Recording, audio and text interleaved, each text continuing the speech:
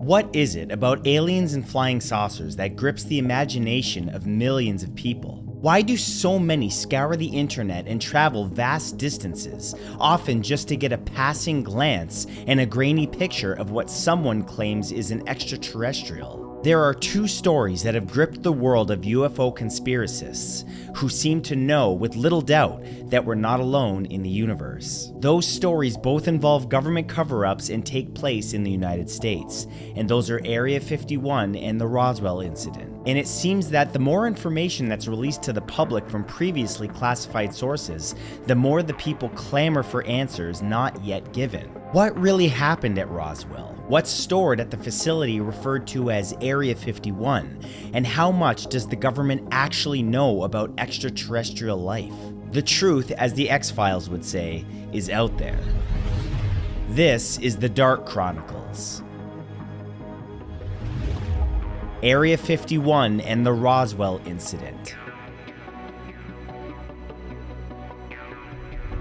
On Tuesday, July 8, 1947, people across Roswell, New Mexico woke up to find their morning edition of the Roswell Record, a local newspaper, had a front-page article involving a recovery of a crashed flying saucer on a ranch just outside the city. Allegedly recovered by Roswell Army Airfield personnel, the object was first discovered by a local rancher, Mac Brazel, and his wife, who claimed to see flying saucers before finding what had crashed on their property. Before this, reports of flying saucer sightings had been occurring nationwide, so the idea that actual evidence had been recovered felt, at the time, to be realistic. The press release issued by Public Information Officer Walter Haut revealed that a flying disc had been recovered. Flight engineer Robert Porter also alleged that he'd been part of a crew that loaded what he'd been informed was a flying saucer onto an airplane, which carried it to the Fort Worth Army Airfield in Texas. According to Porter, the materials were wrapped up in paper and were incredibly light in weight. Media interest soared in the following days, until an official statement from the U.S. Armed Forces declared that the debris was from a weather balloon. Still, though most accepted the explanation, many felt it didn't quite add up.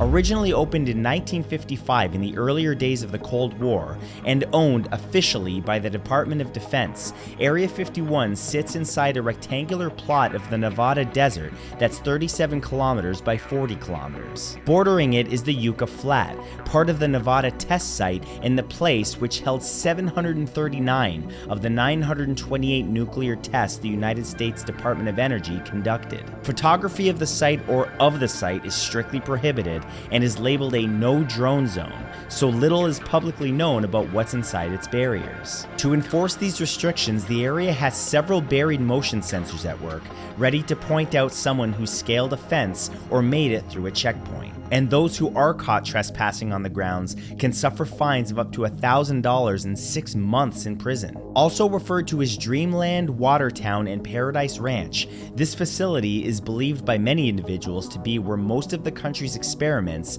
involving extraterrestrials and their various technologies take place. While it's unclear exactly where and when the rumor started, it's been called a lab and a warehouse, where autopsies are performed on aliens recovered from accidents or being forced down by the Air Force. It's also thought to be where alien technologies are reverse engineered in an attempt to give the United States an edge in the tech field. It's been claimed that many modern technologies have come from inventions that weren't human at all, but from the ships that visited our planet and became unlucky enough to stay. In 1989, American conspiracy theorist Bob Lazar claimed he'd actually worked at Area 51 in an underground zone called Section S4.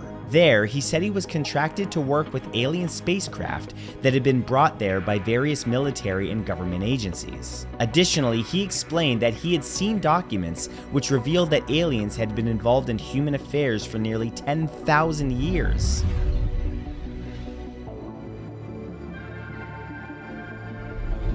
It's important to note that regardless of what transpired, the facility commonly referred to as Area 51 is a highly classified base in the Nevada desert. According to the United States military and US government, it's a development and testing facility, but what exactly is being developed and tested cannot be revealed in case enemies of the country get an insight into possible defensive technologies. In the case of the Roswell incident, there's a much more complicated and for many hard to believe explanation given by the higher-ups in the military, mainly that it's all the Soviet Union's fault. According to official records, on June 4th, an experiment was conducted at the Alamogordo Army Airfield in New Mexico, which consisted of having thousands of colossal balloons launched. Each balloon had technology which recorded sounds in an attempt to ascertain the Soviets' atomic bomb tests. The operation was classified top secret and given the codename Project Mogul. This was in the early months of the Cold War,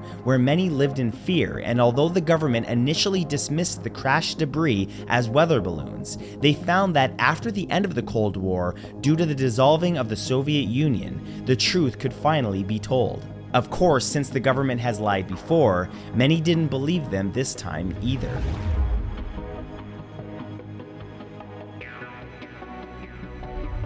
One of the strongest pieces of evidence that artifacts of extraterrestrial nature were recovered and quickly hidden by armed forces and the United States government is that one of the people involved in the cover-up has literally said they were. Back in 1978, over 30 years after the Roswell incident occurred, Jesse Marcel, a retired U.S. Air Force officer who had seen the debris firsthand, announced that the military's explanation that the crashed object was a weather balloon was truly a cover-up story, concocted so the public would not panic. Marcel also claimed that the foil was unlike any he'd seen before, with a unique property in which, after being crumpled up, would almost instantly return to its unwrinkled state. According to Marcel, the military requested that he participate in the press conference held to explain the debris, but he instead declined to comment, insisting that he would just keep his mouth shut. Perhaps it was shock setting in, or perhaps he knew that he'd make a bad liar. Either way, it wasn't until he was interviewed 3 decades after the incident that Marcel revealed the existence of recovered alien technology and the unalived aliens themselves. Finally, Marcel alleged that the specialists had conducted autopsies on the recovered aliens, something that fits quite well with the legends of Area 51.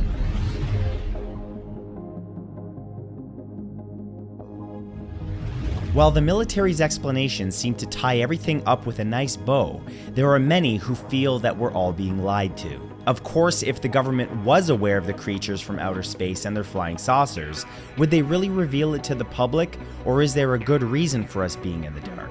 Could it be that the governments of the world are hiding the truth about extraterrestrial life to protect the rest of the human race? Or perhaps there's a secret race to dissect the recovered pieces of crashed alien spacecraft, perhaps to harness their technology before their enemies can. Or maybe what they're covering up isn't from outer space at all, but from a parallel world or future human technology that's landed in the past.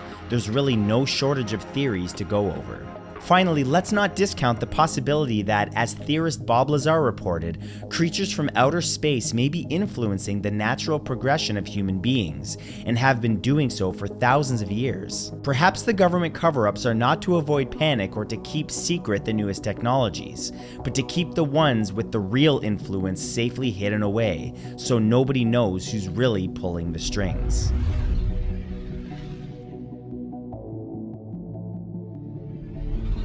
So, what side are you on? Are you a believer in aliens visiting our planet, or a believer in our government's explanations? If the military could cover up a top-secret Cold War experiment, who's to say they're not covering up an alien recovery? Plus, could extraterrestrials be working with our governments, or even secretly influencing our evolution through the introduction of technologies? It might just explain the technological boom and sudden appearance of artificial intelligence. It's all hardware and software taken and engineered by the debris from or given directly by an alien race. All of this is just the tip of the iceberg. Various books have been written about Area 51 and the Roswell incident, with each one revealing something that we'd never heard from the original reports. It's very difficult to discern facts from fantasy, but no matter what, there are cover-ups that are happening. So as always, do some research yourself and ask yourself, Are we alone in this vast universe? Let me know your thoughts in the comments below. But that's all for this time. Thank you guys for watching. Be sure to leave a like on this, be sure to share it and leave a comment, and follow me. All of my links are in the description. And I will see you guys next time.